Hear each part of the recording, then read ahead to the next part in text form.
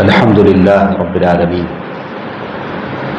والصلاة والسلام على خاتم الأنبياء والمرسلين وعلى آله وصحبه ومن تبعهم بإحسان إلى يوم الدين أما بعد.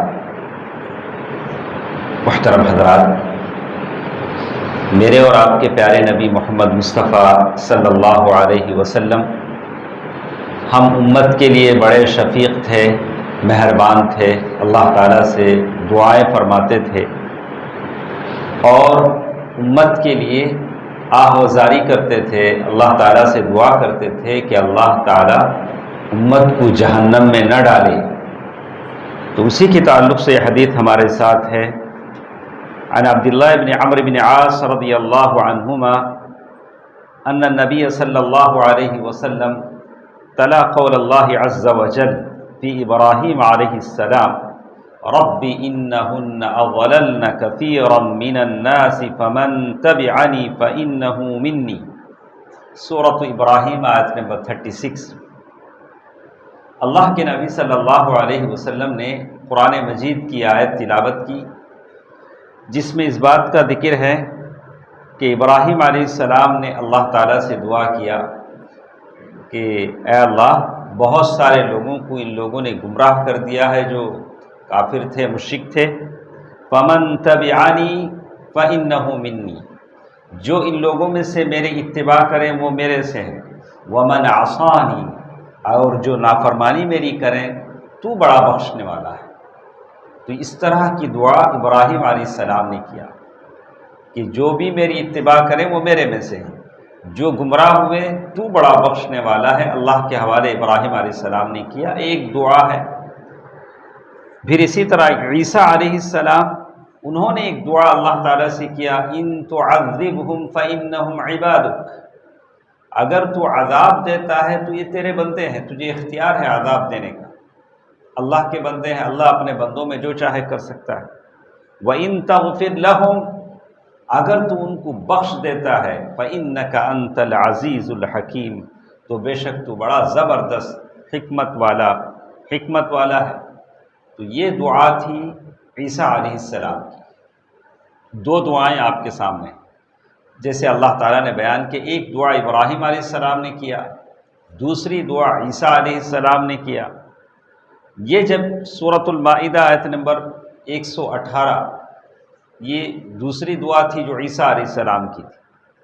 تو ان آیتوں کو اللہ کے نبی نے پڑھا تو اللہ کے نبی صلی اللہ علیہ وسلم نے پھر اپنا ہاتھ اٹھایا، فرفع یدیہ، اپنا ہاتھ اٹھایا.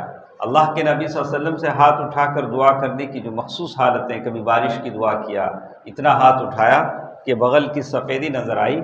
تو ہاتھ اٹھانے کے بارے میں ابن عثیمین رحمہ اللہ نے کہا کہ ہاتھ ایسے اٹھایا جا سکتا ہے، ایسے نہیں جیسے لوگ اٹھاتے ہیں، اتنا بڑا اٹھاتے ہیں، کبھی ایسا اٹھاتے ہیں.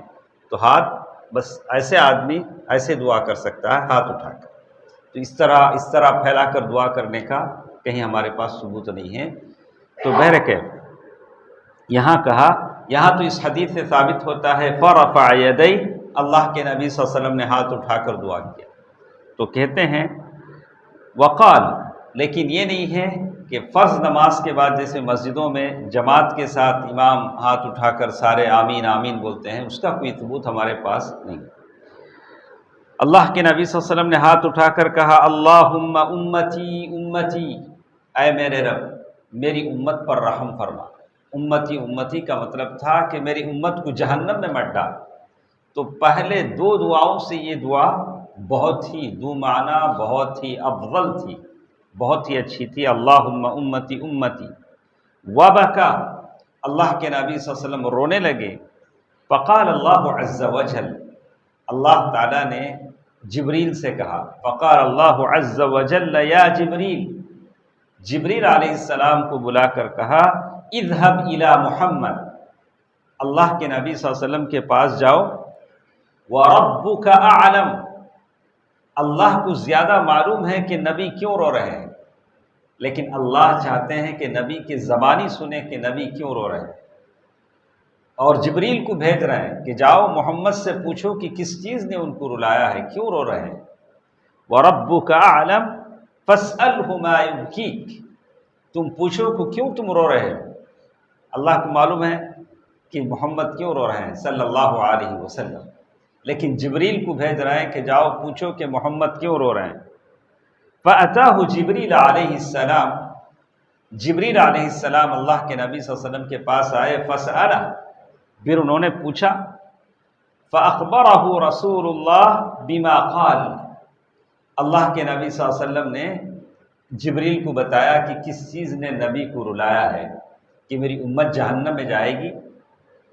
وَهُوَ أَعْلَمُ، حالانکہ اللہ تعالیٰ جانتا ہے کہ محمد کیا جواب دینے والے ہیں، کیوں رو رہے ہیں۔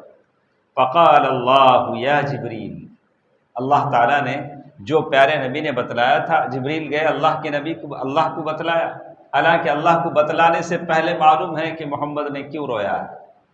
پھر اللہ تعالیٰ نے کہا یا جبریل، اے جبریل، اذهب الى محمد، اب دوبارہ محمد صلی اللہ علیہ وسلم کے پاس جاؤ، فقل، ان سے کہو، انا سنرضیک فی امتک ولا نسوءک، تمہاری امت کے معاملے میں ہم راضی ہیں، تمہاری امت سے ہم خوش ہیں، ایسا نہیں ہوگا کہ تمہارے سامنے تمہاری امت کی تذلیل ہم کریں گے، ان کو جہنم میں ڈالیں گے۔